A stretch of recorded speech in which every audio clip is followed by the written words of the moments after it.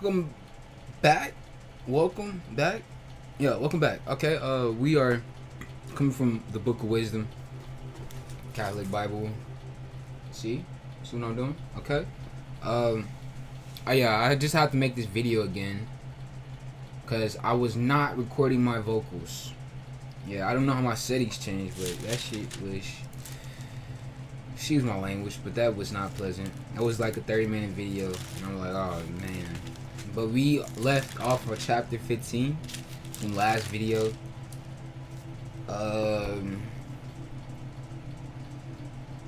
Yeah, so let's read the next 4 chapters because we're gonna stop and we're gonna explain some stuff. Now that I can go through it a second time, so this is kind of a blessing for you guys because I need to probably teach better and speak better, but it's I can probably break it down even more now. So let's get into it. Chapter 15. But you, our God, are good and true, slow to anger and governing all with mercy. For even if we sin, we are yours and know your might. But we will not sin, knowing that we belong to you. For to know you well is complete justice, and to know your might is the root of immortality. For neither did the evil creation of man fancy deceive us, nor the fruitless labor of painters, a form smeared with varied colors, the slight of which arouses yearning in the senseless man, till he longs for an intimate form of the dead image. Lovers of evil things and worthy of such hopes, and they who make them and long for them worship them. The potter's clay idols. For truly the potter labors working the soft earth, molds for each service, each several article, both the vessel that serve for clean purposes and the opposite, all alike. As to what shall be the use of each vessel, either class, the worker in clay is the judge. In the misspent toil, he made a meaningless God from the self-same clay, though he himself surely before was made from the earth, and after like, he's the goal whence he was taken. When the life that was lent him is demanded, when the life that was lent him is demanded back, but his concern is not that he is to die, nor that his span of life is brief. Rather, he vies with goldsmiths and silversmiths, and emulates molders of bronze, and takes pride in modeling counterfeits. Ashes his heart is more worthless. Ashes his heart is more worthless than earth is his hope, and more ignoble than clay his life, because he knew not the one who fashioned him, and breathed into him a quickening soul, and infused a vital spirit. Instead, he esteemed our life a plaything, and our span of a lifelong holiday for gain. For one must say, make profit every way, be it even out of evil. For this man, more than any, knows that he is sinning. When out of the earth and stuff he creates, but all quite senseless, and worse than childish in mind, and the enemies of your people who are to slave them. For they esteem all the idols of the nation gods, which have no use of the eyes for vision, nor nostrils to snuff the air, no ears to hear, no fingers on their hands for feeling. Even their feet are useless to walk with, for a man made them, on whose spirit has been lent him, fashioned them. For no man succeeds in fashioning a God like himself. Being mortal, he makes a dead thing with his lawless hands, for he is better than the thing he worshipped. He at least lives, but never they truly. But never they. Second example resumed. And besides, they worship the most loathsome beasts, and for compared as to folly, these are worse than the rest. Nor for their looks are they good, or desirable beasts, but they are escaped both in the approval of God and his blessing. Chapter 16. Therefore they were fittingly punished by similar creatures, and were tormented by a swarm of insects. Instead of the punishment, you benefited your people. The novel dish they delighted, they craved by proving qual for their foods, that those others, when they desired food, since the creatures sent to plague them were so loathsome, should be turned from even the craving of necessities, while these, after a brief period of privation, partook of a novel dish. For upon those oppressors, an inexhaustible want had to come.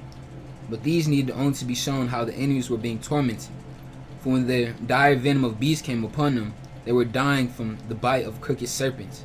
Your anger endured not to the end, but as a warning for a short time they were terrorized. Though they had a sign of salvation to remind them of the precept of your law, for he who turned toward it was saved, not by what he saw, but by you, the Savior of all.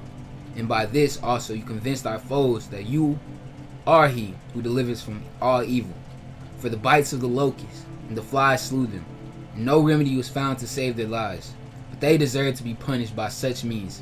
But not even the fangs of poisonous reptiles overcame your sons.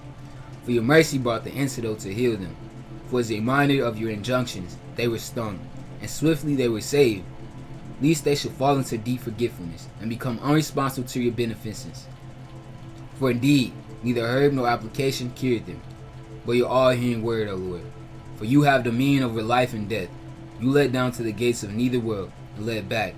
Man, however, slays in his malice, but when the spirit has come away, it does not return, nor can he bring back the soul once it is confined. But your hand none can escape. Third example, a rain of manna from Israel instead of the plague of storms.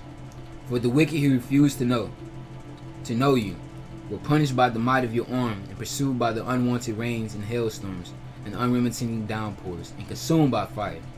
For against all expectation in water which quenches anything, the fire grew more active, for the universe fights on behalf of the just. For now the flame was tempered, so that the beast might not be burnt up.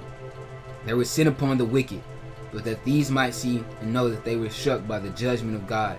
And again, even in the water fire blazed beyond its strength, so as to consume the produce of the wicked land. Instead of this, you nourish your people with food of angels, and furnish them bread from heavens, ready to hand untoiled for endowed with all delights, conforming to every taste. For this substance of yours revealed your sweetness towards your children, and serving the desire of him who received it, was blended to whatever flavor each one wished. Yet snow and ice withstood fire, and were not melted, that they might know that their enemy fruits were consumed by a fire that blazed in hell, and flashed in the rain. But in this fire again, that the just might be nourished, for even its proper strength. For your creation serving you, its maker grows tense for punishment against the wicked, but is relaxed in benefit for those who trust in you. Therefore, at the very time, transformed in all sorts of ways, it was serving your all-nourishing bounty, according to what they needed and desired, that your sons whom you love might learn, O Lord, that is not the various kinds of fruits that nourish man, but is your word that preserves those who believe you. What was not destroyed by fire, but merely won by a momentary sub being melted, so that man might know that one must give you thanks before the sunrise, and turn to you at daybreak. For the hope of the ingrate man melts like a wintry frost, runs off like useless water. Chapter 17. Fourth example. Darkness afflicts the Egyptians while the Israelites have light. For great are your judgment, and hardly to be described. Therefore the unruly souls were wrong, and the lawless thought to enslave their holy nations with darkness and feathered by long night. They lay beneath their own roofs as the exile of the eternal providence, for they who supposed their secret sins were hid under the dark veil of oblivion, were scattered in a fearful trembling, terrified by apparitions. For not even their inner chambers kept them fearless, for crashing sounds of all sides terrified them, and mute phantoms with somber looks appeared. No force, even in fire, was able to give light, nor did the flaming brilliance of the stars succeed in lighting up the gloomy night. But the only interment of fearful fires flashed through upon them, and the terror they thought beholding there was worse than the times when that sight was no longer to be seen, and mockeries of magic art were in readiness, and a jeering reproof of their vaunted shrewdness. For they who undertook to banish fears and terrors from the sick soul, themselves sickened with a ridiculous fear. For even though no monstrous thing frightened them, they shook at the passing of insects and the hissing of reptiles, and perished trembling. Reluctant to face even the air, they could nowhere escape. The wickedness of his nature cowardly testifies in his own condemnation, because of his distressed consciousness, always magnifies misfortune, but fears not but the surrender of the help that comes from reason. And the more one's expectation is of self and uncertain, the more one makes of not knowing the cause that brings on torment, So during that night, powerless though it was, it had come upon them the 5 recesses of the powerless, the netherworld, while all sleeping the same sleep, were partly smitten by fearsome apparitions, partially sickened by their souls' surrender. For fear came upon them, sudden and unexpected. Thus then, whoever was fell into the unburdened prison was kept confined. For wherever one was a farmer or a shepherd or a worker at task in the wasteland, taken unawares, he served out the inescapable sentence. And all were bound by the one bond of darkness. And were it only the wishing and winds of the melodious songs of birds and the spreading branches, or the steadily sounds of rushing water, or the rude crash of overthrown rocks, or the unseemly gallop of bounding animals, or the roaring cry of the fierce beast, or echo resounding of the hollow of hills, those sound inspiring terror paralyzed them, for the whole world shone with brilliant light, and continued its works without interruption.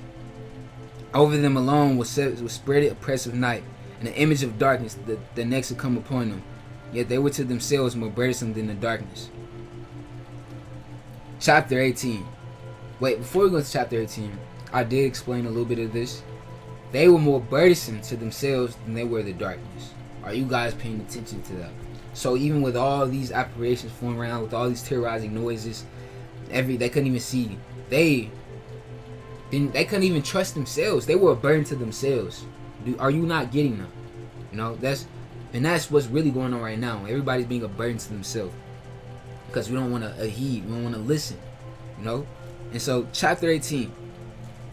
Before your holy ones had very great light, and those others who heard their voices but did not see their forms, since they themselves had suffered, called them blessed, because they who formed had been wrong, did not harm them.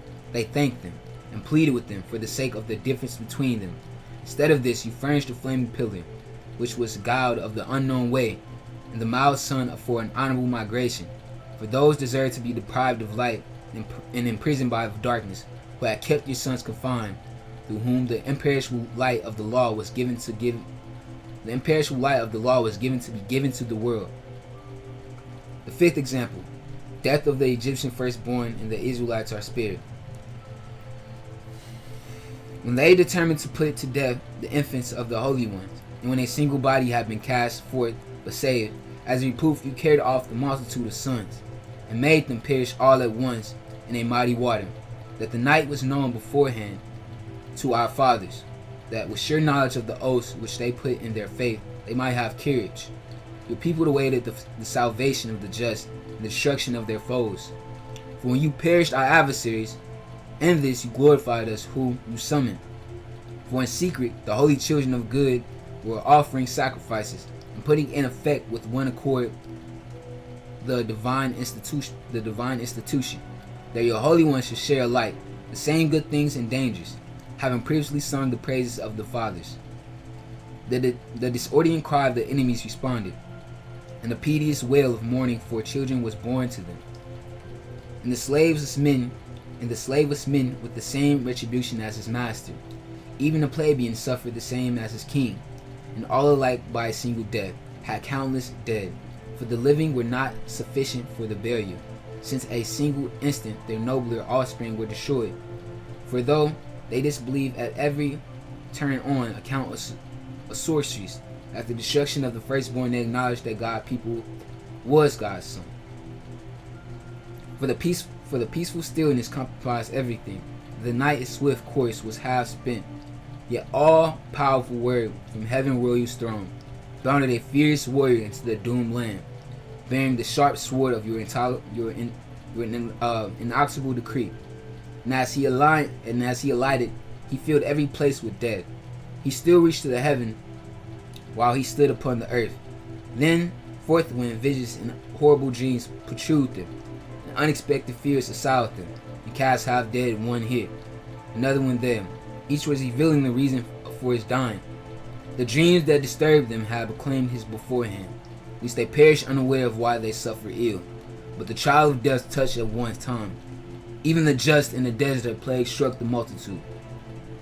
Yet not for long did the anger last, for the blameless man hastened to be their champion, bearing the weapon of his special office, prayer and proposition of incense.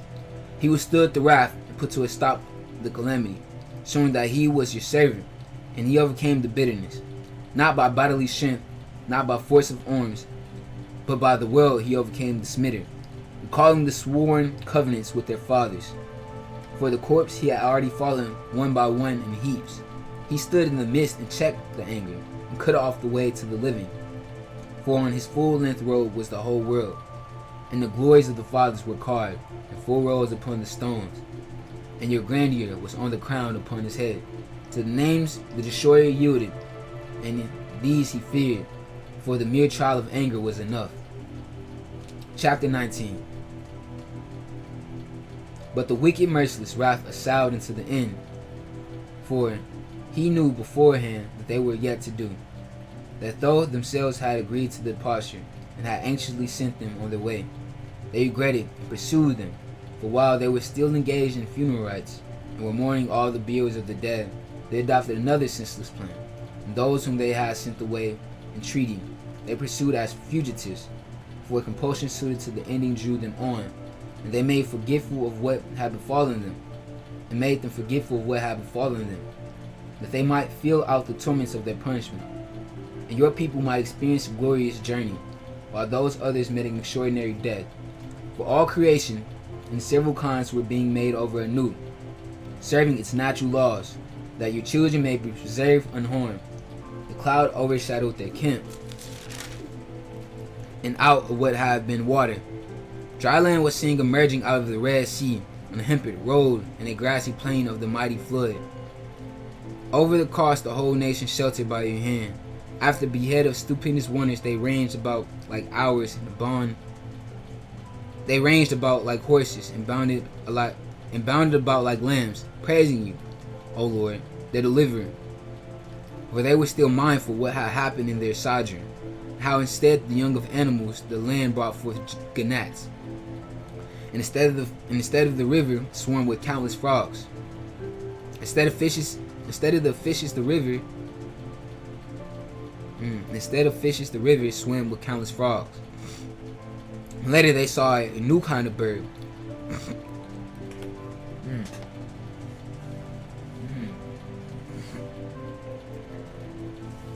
Something with that.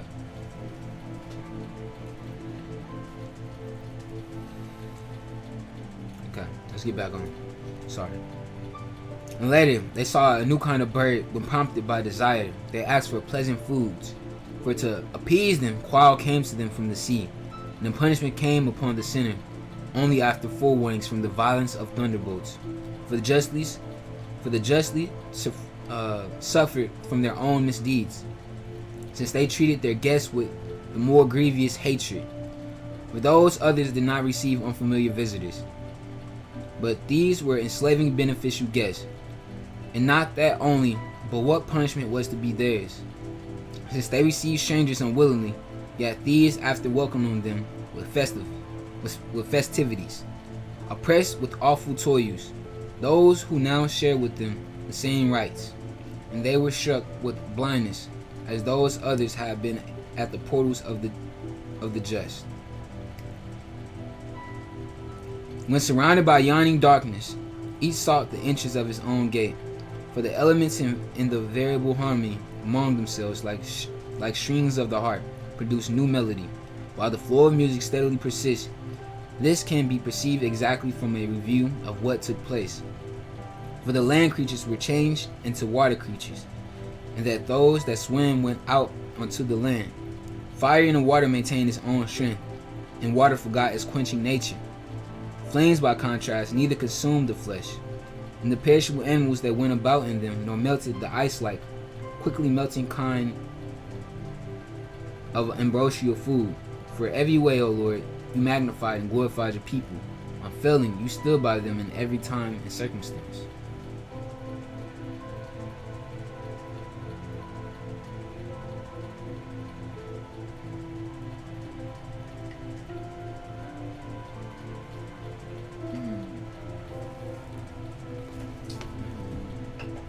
Man. I'm sorry. I'm trying to 3D print and this thing does not work, bro. Like, this shit is a ripoff, cuz like, I don't mean to go off topic, but I'm gonna make a new video for this to define the topics, to define the terms that we went through with this, because mostly what really stood out to me in this chapter is this, because I went to explain the death, because people like to say, why does God kill the children in Egypt? Like, is that right of God to do that?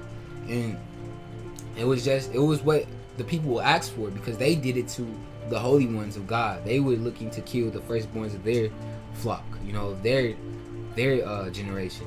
So when God, he turned around and did it to them, it was like, oh, he is the God who freed the oppressor from the oppressors, because did nobody come in there? No, they just passed away, and it wasn't like, torture. They was, how they, how it is, bro. It wasn't like how vulgar the other race did it. They just, they just come in there and give me your baby or something. But because that's when Moses escaped. Remember when Moses was trying to escape because they were trying to slay the firstborn children, and so he was the chosen one to be free of that and to free his people. That's why it happened back on them, because because a lot of people like to use that to make God seem like he was in the wrong or something. But after reading this, I'm starting to understand that God had to do that. That's what they did to people. Let